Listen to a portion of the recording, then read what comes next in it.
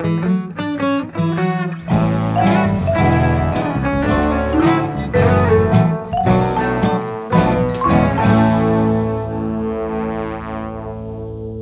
September 30th, we recognize the National Day for Truth and Reconciliation. The day honors the thousands of children who never came home, as well as the survivors of residential schools, their families, and their communities. This day asks us to commemorate the tragic and painful history and the very real and very current ongoing impacts of residential schools and ongoing treatment of Indigenous peoples and communities in this country. However, it is more than just having a recognized holiday and a day off work. While this is an important first step, it is also important that all Canadians not just recognize this day, but meaningfully engage with Indigenous communities and stand in solidarity with them year-round. Hello, and welcome to Keep It Fictional, the book lovers podcast from the Port Moody Public Library. My name is Sadie, and I am your host today. I am joined by my book friends Emma, Virginia, and Corrine. And on today's episode, in honor of the National Day for Truth and Reconciliation, we are going to be talking about books by Indigenous authors. I am really looking forward to hearing from my book friends about what they read this week. And in lieu of an existential question, I've already warned them, I'm going to give them a little bit more time to think about this. I'll be asking all of my book friends for other shout outs to Indigenous authors who they aren't speaking about today, but who they think that our listeners should also check out. So if you all want to mull that over, and we will come back to that after our first couple of books. I am very excited to see. I think we have a lot of variety in our books today. And so I think that we're going to get right into it. We're going to start with Virginia. Virginia, what book did you bring today? To bear witness is to show by your existence that something is true. And Carrie Newman invites us all to bear witness to the atrocities of residential schools in Canada with the Witness Blankets, a large-scale art installation that was created as one of the projects for the Truth and Reconciliation Commission of Canada, and currently is a traveling art installation that can be found in the Canadian Museum of Human Rights.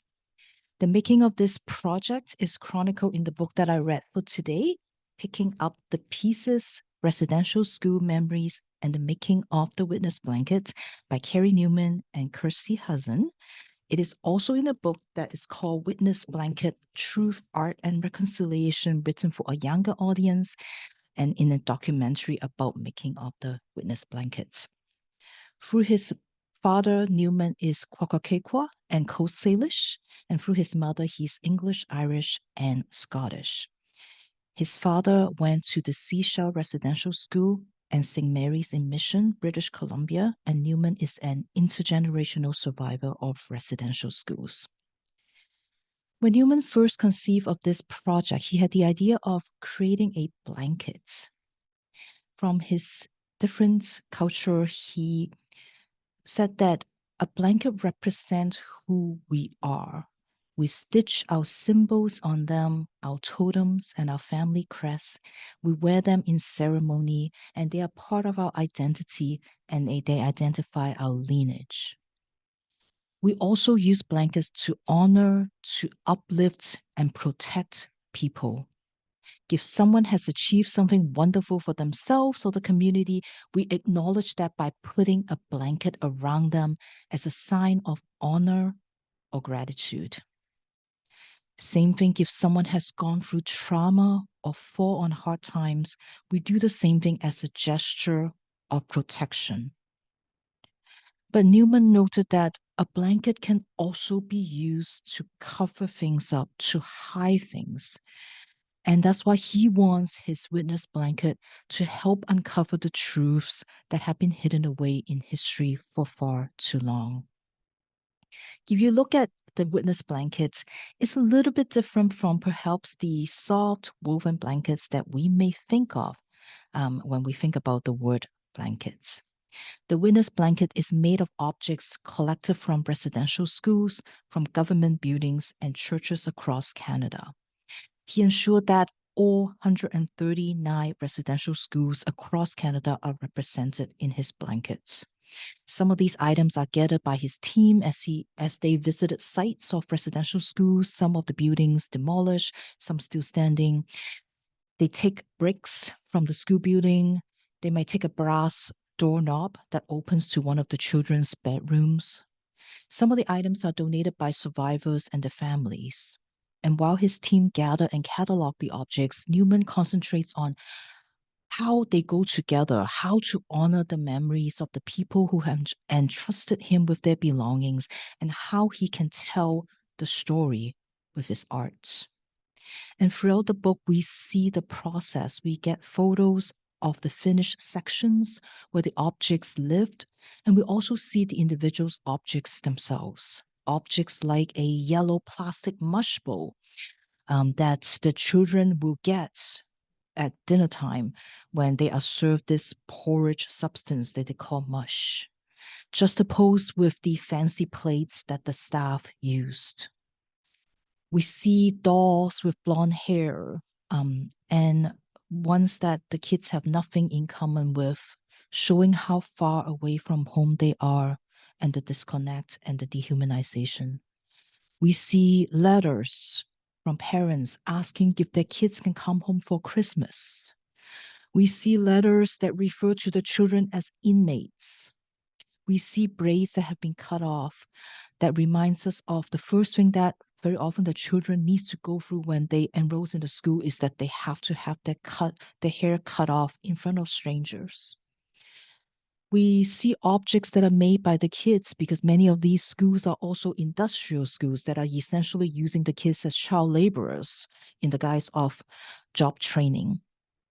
We see objects with burnt marks because many of these schools burned down because of the poor safety protocols that they don't have any.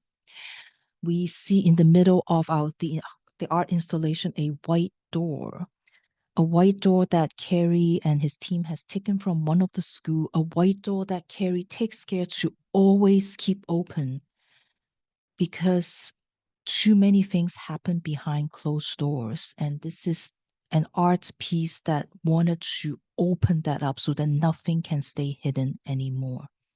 And on the back of the door is a painting that he receives from an artist, which is especially personal to him because he learned that the artist actually created this painting after hearing Carrie's uncle give testimony and talk about his experience at the residential school. In the book, you will see photos of many of these objects, and many of them are accompanied by stories and words that are shared by the person who provided the objects. And we see a lot of memories. As Carrie pointed out, very often the survivors, they talk about the little things that matters to them. They don't really want to talk about the big things, but there's very many little things that they remember, like the $5 bill that they managed to hide under the pillow that they will take out and smell every now and then to remind them of home. That how even though their brothers are in the same school, but because boys and girls have to be separated, you can't even smile at your own brothers when you meet them in school, how you feel like you're no longer a family. Or that new dress that they got when they went to school that would spot specially for school that get tossed in with among everybody else's stuff, and that a dress that she never sees again. And we hear the impact of intergenerational trauma of a father who can't eat scalloped potatoes anymore because they used to be cooked with sour milk and he always gets sick from them. Or how parents will now make their kids eat everything on their plate because they know how food is so scarce and how they feel hunger all the time. Or parents who refuse to teach their kids the language because they think that they are protecting the kids because speaking your own language means punishment.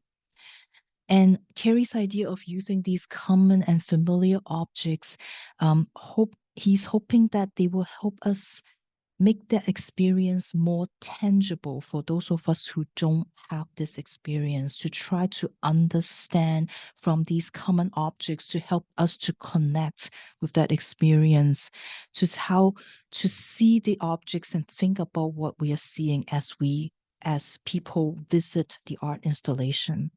And as Carrie said, until we sit in the spaces that are uncomfortable, until we honor those experiences, we cannot have true reconciliation. And that is a lifelong journey. There is no end to this. And it's a journey that we need to each take as an individual. Even though there are many stories that echo one another, each of these individual stories speaks of a unique experience, speaks of something different, and that as part of our work towards reconciliation, we do, there's no such thing as like, okay, well, I've heard enough of these stories. Each of them is unique. And Carrie has in this book collected many, many to show us the many, many different experiences that are that we can learn from the survivors and the intergenerational survivors. By bearing witness to these stories, you carry their truth forward into a future that takes responsibility for the injustice of the past. As Sadie said, September 30th, on the day of Truth and Reconciliation, I would highly encourage everybody to visit the library prior to that to pick up one of these stories so that you can deepen your understanding of the what happened in the residential schools, and learn not just of the trauma, but also of the resilience. That is part of what Carrie wanted to do with the witness blanket, is to also celebrate, to honor the children and to celebrate that resilience of his people. So again, the book is Picking Up the Pieces, Residential School Memories and the Making of the Witness Blankets by Carrie Newman and Kirsty Hudson. Thank you so much, Virginia, for bringing that book to us today. It sounds beautiful and devastating, and as you said, resilient. And I think that I'm going to pick it up because it sounds like something that we should all observe and sit in. So thank you for bringing that. All right, for our next book, we're going to go to Emma. Emma, what book did you bring for us today? All right. My book is a little bit more positive than that. So for this week's episode, I took the chance to read a book that's been on my TBR for a long time. This is a book by an award-winning children's and young adult author named Monique Grace Smith. She's one of my favorite picture books authors. Her books typically have themes of resilience and hope and family in them. And she's won awards for multiple of her picture books, as well as her young adult novel called Tilly, A Story of Hope and Resilience. She also has some really great nonfiction books for kids, one that's specifically about truth and reconciliation. It's called Speaking Our Truth. And she actually did the kids and young adult adaptation of Braiding Sweetgrass. So she does a lot of really cool kids nonfiction, as well as some great picture books. Smith is sort of local. She lives in Victoria, so if you consider that local. And she lives with her wife and her kids, and she is of Cree, Lakota, and Scottish descent. Many of her picture books are really interesting. They have bilingual publications to them. So some of the copies of them include both English and Cree text, which is really cool. But for today, I read Smith's only adult novel to date, which is like kind of sort of a sequel to her young adult novel Tilly. But I've actually never read Tilly, but I found that they do a bit of explaining of what happens in Tilly and kind of how that connects to this book that I read today. So I wouldn't say you need to read Tilly to be able to really enjoy this book, because you get a little bit of that background knowledge. And this book takes place about 20 years after Tilly. So it's a sequel story to that. So for today, I read a fun road trip novel called Tilly and the Crazy Eight by Monique Grace Smith. So the book starts at a meeting called Stitch and Bitch, which is a regular sewing group held by Indigenous elders in Kamloops, British Columbia. And at the meeting, one of the elders, named Sarah, mentions that she recently watched a film that got her thinking about bucket lists. She wants to dance at the Gathering of Nations powwow in Albuquerque, New Mexico, which is the largest powwow in the world. Sarah recently had a cancer scare, and it got her thinking a bit more seriously about how she wants to spend the rest of her life and what she wants to see and accomplish before she passes away. So she mentions wanting to go to this powwow, And multiple of the Stitch and Bitch group members pipe up and say that they could make a trip happen. If they combine their knowledge, combine their finances, maybe do a bit of fundraising, they could definitely make a road trip from BC to New Mexico happen to attend the powwow together. The group's skeptic, named Rose, tries to shoot down this ridiculous idea, especially since no one in the group has ever traveled outside of Canada or even owns a passport. And worse, only one of them is able or willing to act as a driver. So to her, to Rose, Sarah's idea seems like a lost cause. But Rose is outnumbered, and before long, the elders begin fundraising and itinerary planning for their long road trip. One of the friends of the elders is middle-aged Tilly from the first book, and she lives in Vancouver. And she's recruited to be the group's second driver and kind of their chaperone to kind of help them book hotels and keep them on track with their itinerary. And Sarah's sister, who flew in from Toronto when Sarah was in cancer treatment, also ends up going on the trip. And each of the members of the trip, they choose a bucket list item. So they choose kind of a stop on this big road trip that they can all hit up. So Anne decides that she wants to go to a tulip farm in Washington. Poncho, Rose's husband and my personal favorite character, he wants to hug a redwood tree in California. And Lucy, the resident troublemaker, wants to party in Las Vegas. So, with their 3-week itinerary set, each of the members of the group has picked out a road trip stop to hit on their own bucket list. Tilly and the elders, who have dubbed themselves the Crazy Eights, embark on their journey to the Gathering of Nations powwow. So the book is sort of set up like a wacky road trip novel. There's adventures, there's some shenanigans that happen along the way. Some of the group members get into their fair bit of trouble as they go along their trip. But it's got a little bit more meaning than that. Each of the characters embarks on their own emotional journey, their own journey of healing as they make their way down to New Mexico, healing from traumas that many of them have kept buried since their childhoods.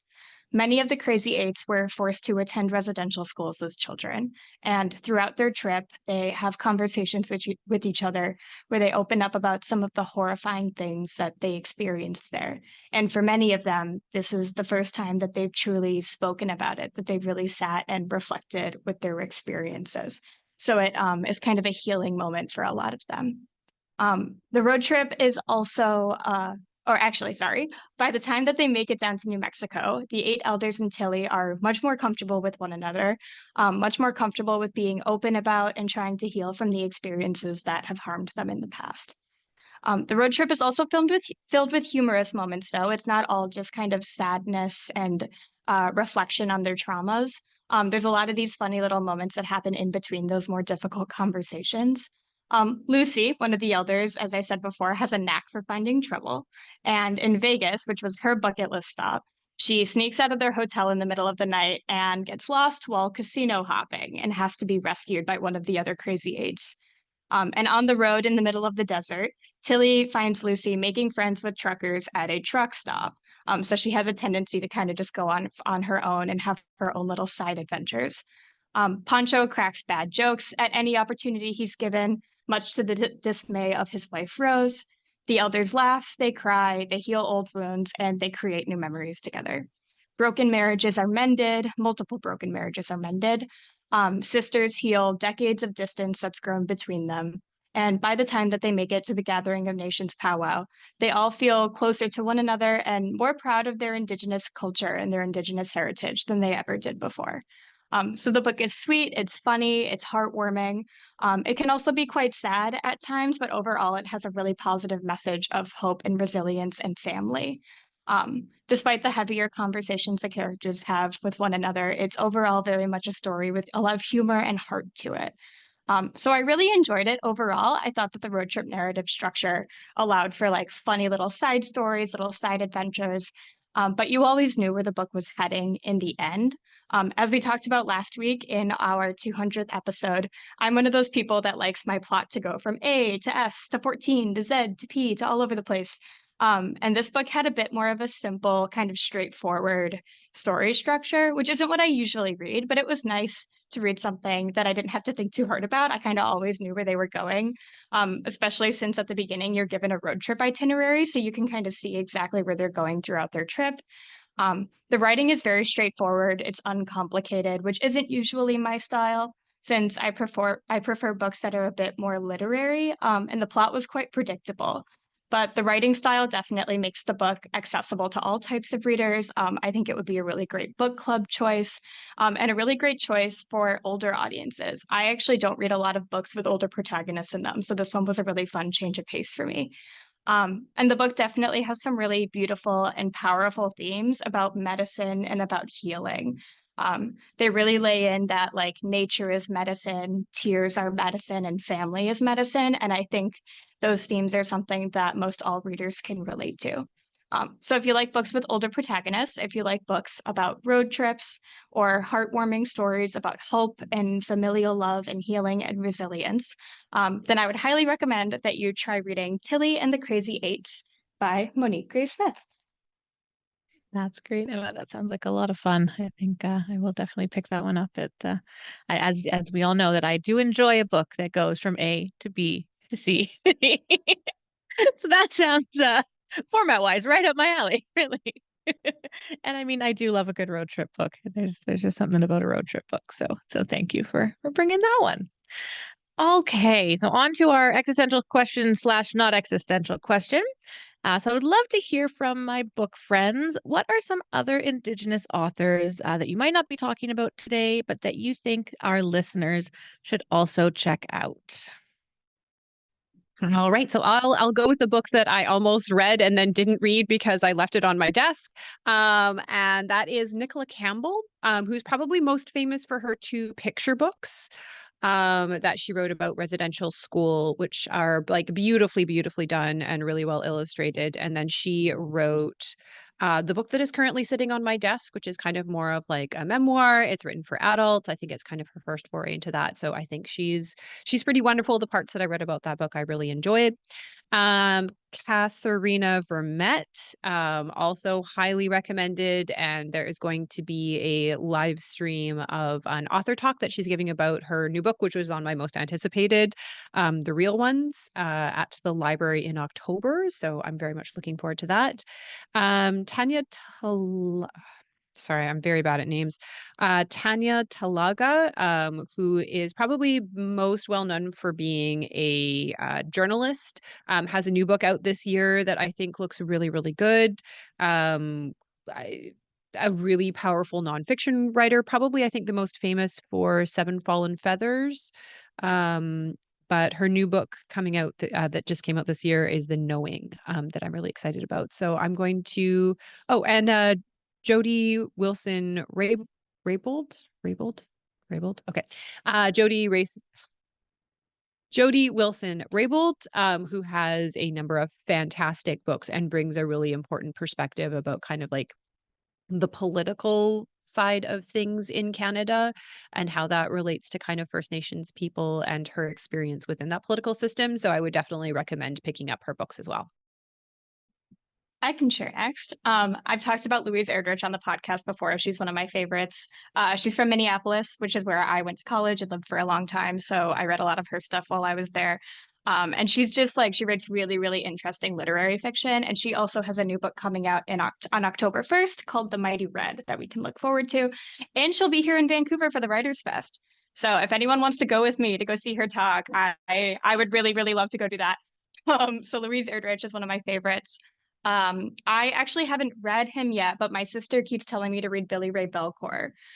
So he's someone that's been on my radar. I know he's a professor at UBC, so he's local as well.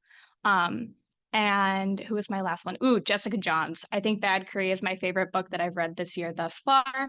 And I really, really look forward to seeing what she has next for us. So those are my three to share today.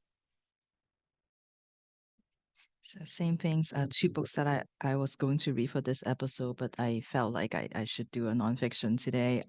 Is Alex's Wright that I talk about on my most anticipated also his book, their book Praiseworthy, and also Carpentaria are the two books. So they are Wan Yi from Australia. So I wanted to kind of like those are the two books I started. They're quite big, and they are quite different. I started praiseworthy, and the writing style is so different that I think it takes a little bit of time for me at least to get used to.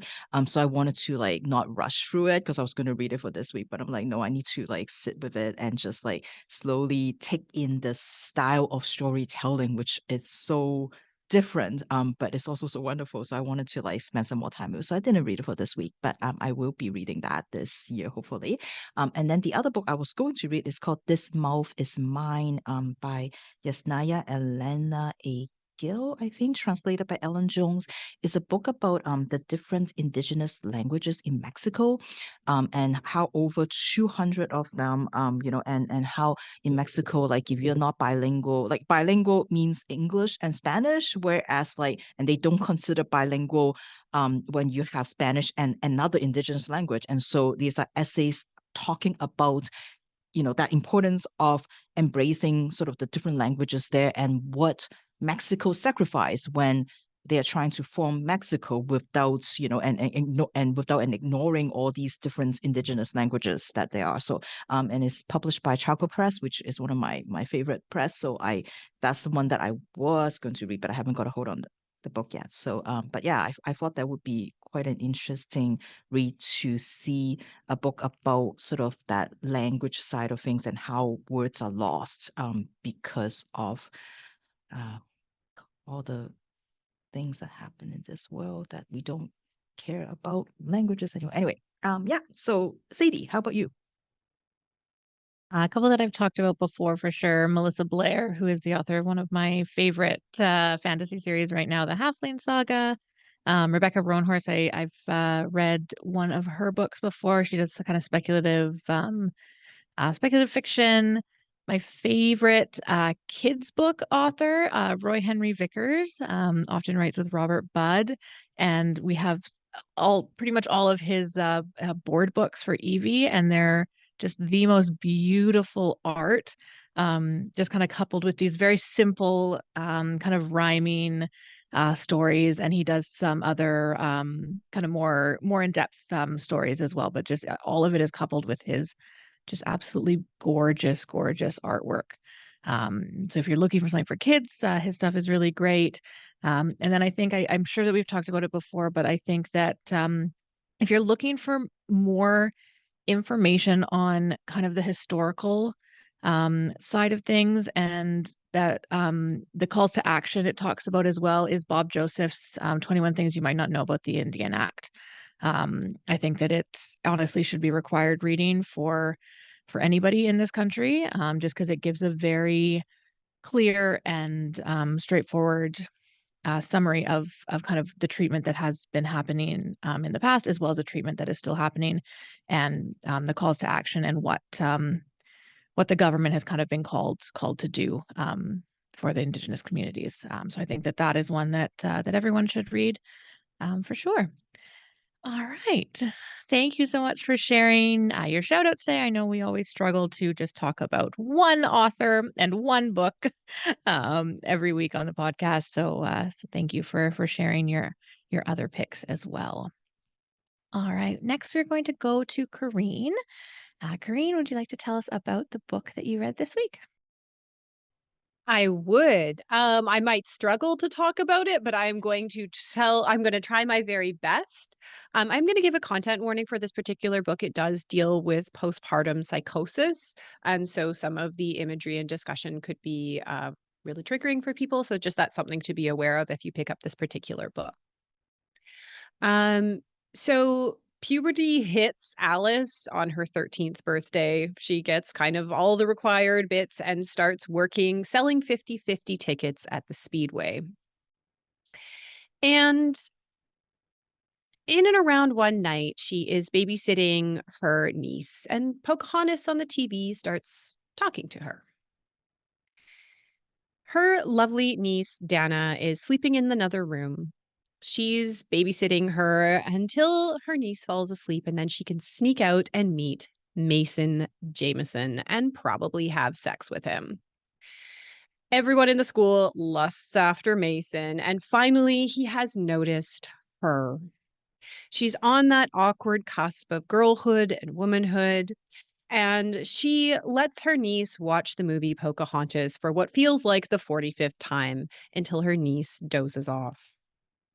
As she lets the movie play out, waiting for Mason to text, Pocahontas starts talking to her from the TV. She emerges from the mists and says, "Don't do it. Mason is your John Smith. I come with a warning. Don't do it." Alice is understandably confused that the Disney princess is talking to her, but as Pocahontas explains, what is shown in the movie is not the real story. Her life is not a love story. John Smith is not a hero. Pocahontas isn't even her real name. She's Matoaka. She was kidnapped. She met John Smith when she was 10, and she died in England. As they have this conversation, Pocahontas's face on the TV starts to change. Eyes slip down the face. Hair extends into inky tendrils that reach for Alice on the TV. So frightened, Alice turns off the VHS and sends a quick text to Mason, "Sorry, can't make it." Over the years, Alice has had many conversations with other things that people can't see or hear. Her aunt says that Alice is like her grandmother. She sees and hears things that other people just can't.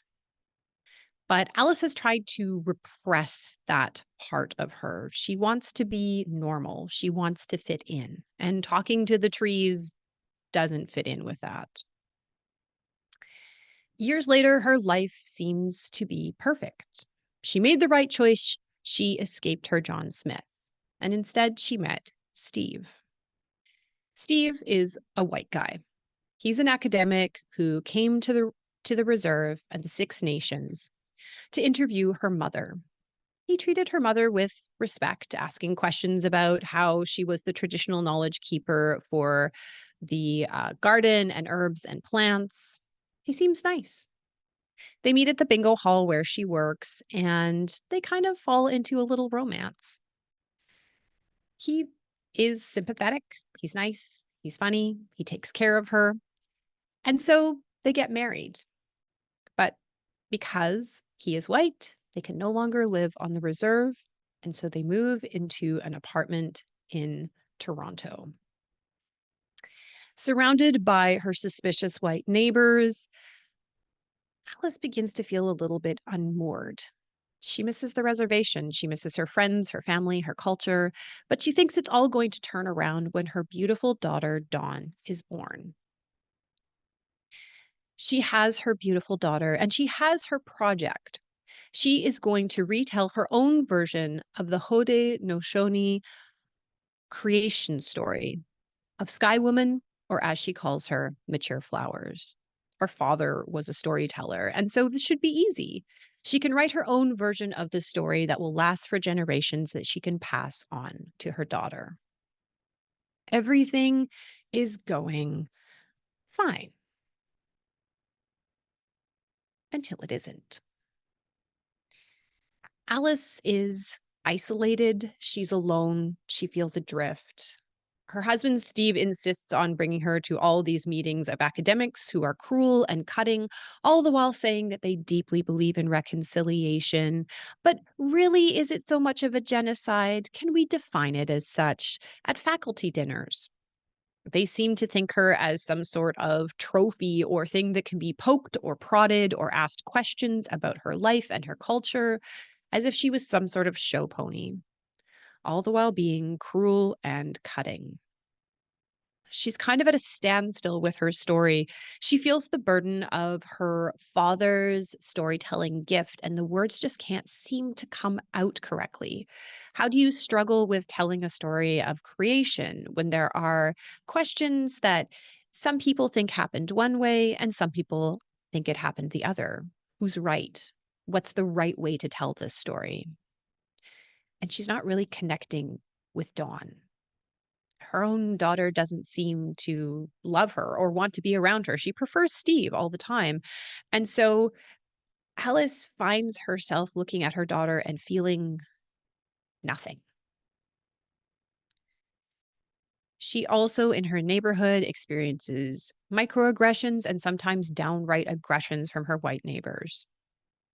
She's also haunted by the recent death of her mother that never got to see her granddaughter, her mother who struggled with her addiction. All of these things are bad, and then it gets so much worse when the voices come back. Some of the voices are kind. Some of the voices are cruel. Some of the voices are warning Alice that they are going to take her daughter away from her. They warn that everyone is watching her, that they're spying on her, that they're waiting for her to make a mistake so they can take her daughter like they've taken so many other Indigenous children. As Alice slowly descends into psychosis, she has a hard time navigating what's real and what's not real.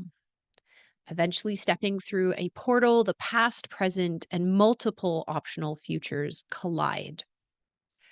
This is a work of horror, of time travel, of folklore. It's a genre that's really difficult to pin down. Alicia Edwards, I'm going to say Alicia Edwards, and I apologize because it's the name of one of the very famous drag queens for RuPaul's Drag Race, but it is Alicia Elliott, whose probably most famous book was A Mind Spread Out on the Ground, which is a book that Fiona has talked about on the podcast before. It is a memoir or a series of essays about being Indigenous, about dealing with mental health and mental issues. And Alicia Elliott has said in other things that she has kind of pulled from her own story to write parts of this book. Um, it is about an Indigenous person kind of struggling with their identity in a world that in one way pays lip service to the idea of reconciliation and being an ally, will in fact undercuts that and is a lot of talk and very little action. It is a struggle with that identity. It is a struggle of mental illness. As I mentioned at the beginning, it's talking about postpartum psychosis. But it is also kind of in the end, like a beautiful meditation on kind of like the strength of kind of Indigenous women and how they make the connections and that fierce love between mothers and daughters and friends and aunts and that kind of interconnected community of women who uplift and take care of each other. It is darkly funny. Alicia Elliott is a very sharp writer. And even though sometimes like reading through certain sections, it was really uncomfortable reading, like you would find yourself laughing at the way she turns a phrase or her incisive way of skewering a certain way of thinking. Her writing is so good that even though I wouldn't say that this is a particular, a book that I would have particularly picked up, because again, if we're talking about A to B, it is not that. It is bending time. It is bending reality. It is bending all of that. But it is written with so much kind of humor and care and just such like a fierce intelligence that even if it's not your genre, I would actually encourage you to pick it up because you come away with such a sense of how her mind and her Mohawk culture uses narrative and uses words and uses story to kind of unearth a deeper human understanding and empathy. So again, I would not say that this is a book that I would have usually picked up, but I am so glad that I did. I cannot wait to start reading A Mind Spread Out on the Ground. I'm so sorry, Fiona. I know you recommended it and I did not read it, but I will now. And I would definitely encourage if you're looking for a very like a unique and original approach to narrative, a beautiful story about someone experiencing psychosis, and dealing with that mental health and the kind of experience of an Indigenous person in a white culture that doesn't think it is oppressive, but is cutting in so many ways, I would definitely recommend picking up And Then She Fell. Thank you, Corinne. Um, I think I would have a lot of trouble reading that, but I think that it sounds, yeah, really, really powerful and really important.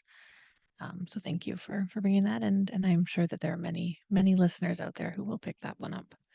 And I'm curious if anyone listened to the Alicia Elliott talk that we had hosted at the library last night. We had a virtual one, and I think Emma, I think you were listening in on that one.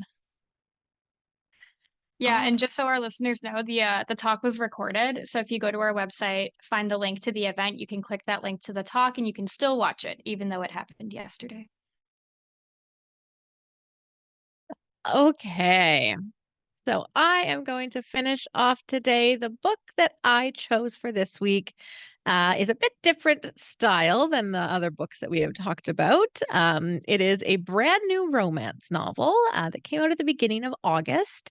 It is one that had not really been on my radar before, but I'm really glad I found it because I ended up really, really enjoying it. And this is The Truth According to Ember by Danica Nava. Nava lives in Southern California and is an enrolled citizen of the Chickasaw Nation. And The Truth According to Ember is her debut novel and very loosely based on her own experiences. And our story follows Ember Lee Cardinal. Now, Ember has always been okay with telling a little white lie or two. Nothing that would really hurt anyone, of course, just small little things like telling her best friend Joanna that the absolutely hideous puke green beaded lizard keychain that she made when she was 15 was actually quite amazing. And hey, now Joanna is a truly gifted and successful jeweler. So really, the lie was a good thing. And for things that count, Ember is honest.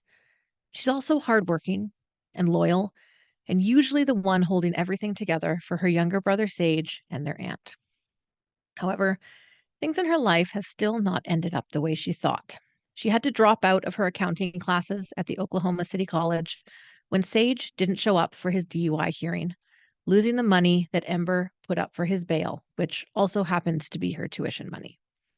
Now Ember is stuck working at a rundown bowling alley, plunging toilets and serving cheap beer to middle-aged men for next to no money.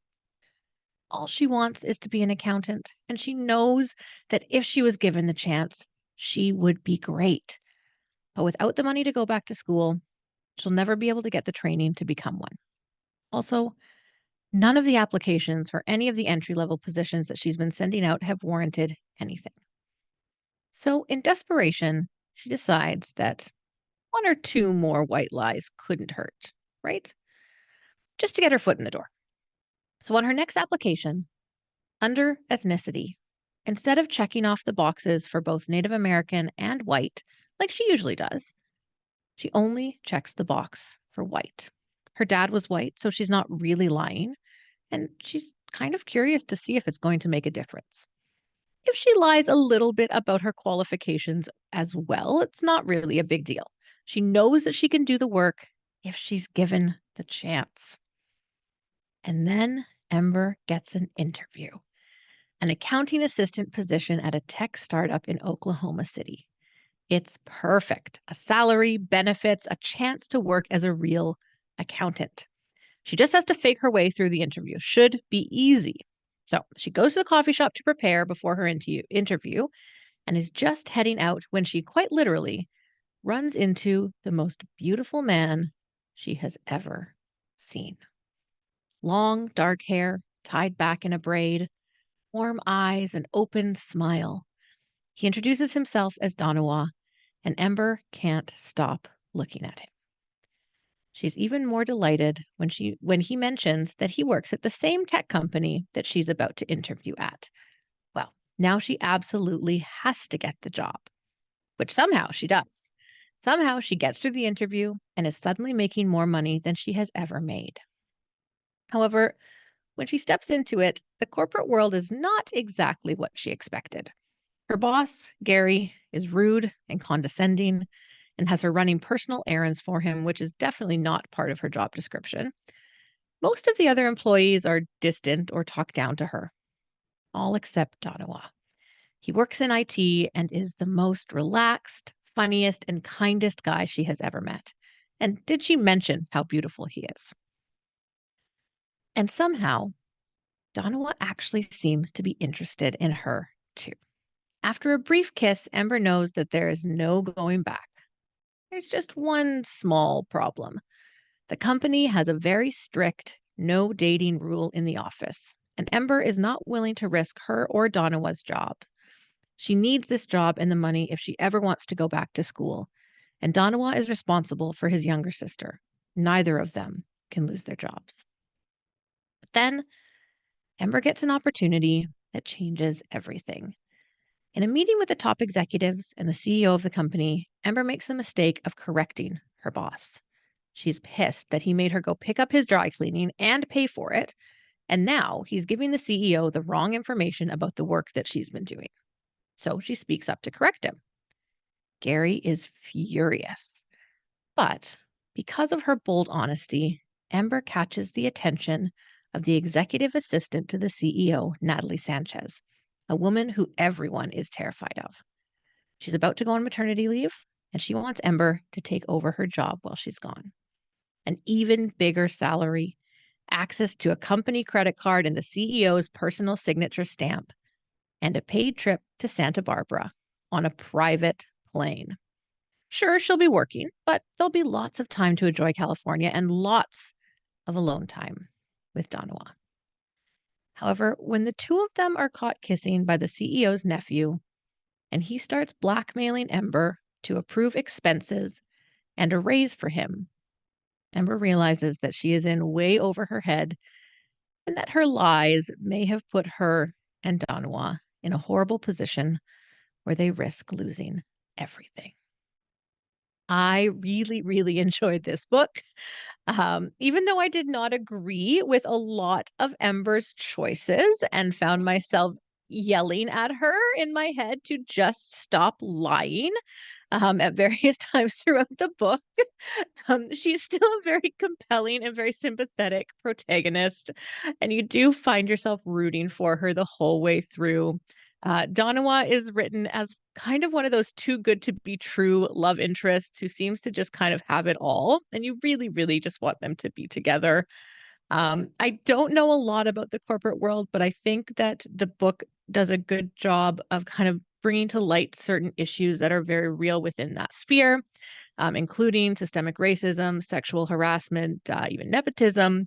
And both Donawa and Ember deal with both microaggressions and more open aggression because they are Native American. He is Cherokee, she's Chickasaw. And when Ember's car breaks down on the side of the road, Ember shares her very real and very valid fears of not wanting to get out of the car as an Indigenous woman on her own. The book has a really fun cast of side characters as well. Ember's fiercely loyal best friend, Joanna, her flawed but trying brother, Sage, and supportive to a fault aunt. But I think my favorite side character is Wailela, who is Donawa's younger sister. She has Down syndrome and has recently been named Miss Indian Oklahoma. And so Donawa is always having to take her to these publicity events where she wears her sash and does all of these kind of official publicity things. She immediately wants Ember and Donawa to be together, and the connection that Danica Nava creates between her and Sage is just really, really sweet. They have a really great connection. There are also some really terrible people in this book who you really hope just get what they deserve. I won't give it away to say if they do or they don't, but I will say that the book, in true romance fashion, does come together in a really, really lovely way. Nava said that she originally got the idea for her book based on her own experiences as an Indigenous woman applying for jobs. She said that many of the jobs she applied for still had the ethnicity box. And when she chose to check off one box or another. She felt like, one, she was denying parts of her personality by having to pick which box she was going to put herself into. She also said that when she chose, kind of as an experiment, to check off just the white Caucasian box, the interviews started coming in quickly. Well, Ember does lie about more than just that. I think that NAVA really does bring to light an issue that a lot of people do face by having to identify and to choose on an application like that, being asked to make that choice and make that identity, and how they are looked at and judged before they're even given a chance and an opportunity. I highly recommend The Truth According to Ember to anyone who is looking for kind of a fun romance, but that does tackle some more serious systemic issues, and really does portray a very near perfect male love interest. Yeah, I'm going there. I'm saying it. So yes, that is my book for today. Thank you so much to everyone for listening today. I hope you have found a new Indigenous author, or 4 or 5 or 6 or 7 to read today. Whenever we do these episodes, we always say that you don't just have to read Indigenous stories around September 30th. We encourage you to engage with Indigenous culture year round. There are so many wonderful, passionate, honest, informative, and heartbreakingly real stories out there to be read. The Indigenous peoples and cultures of Canada have rich and beautiful histories and languages and cultural practices and spiritual beliefs, and I invite you to do your own research into these cultures to learn more. If you are looking for Indigenous reads this time of year and year round, you can always check out our website for book lists. And if you are in the library, as Virginia mentioned, make sure to stop by our current display of Indigenous books. And as Karine mentioned, we'll be hosting a discussion and virtual presentation with author Katarina Vermette on October 15th. If you're interested, that's in the evening. If you're interested in hearing more about her writing, her experience as a Michif Métis author, and her books, The Break and Real Ones, then I do encourage you to sign up, and you can find the registration info on our online calendar. All right, well, thank you again, everyone, for listening today, and to my book friends for all of your recommendations, and we will see you all next week.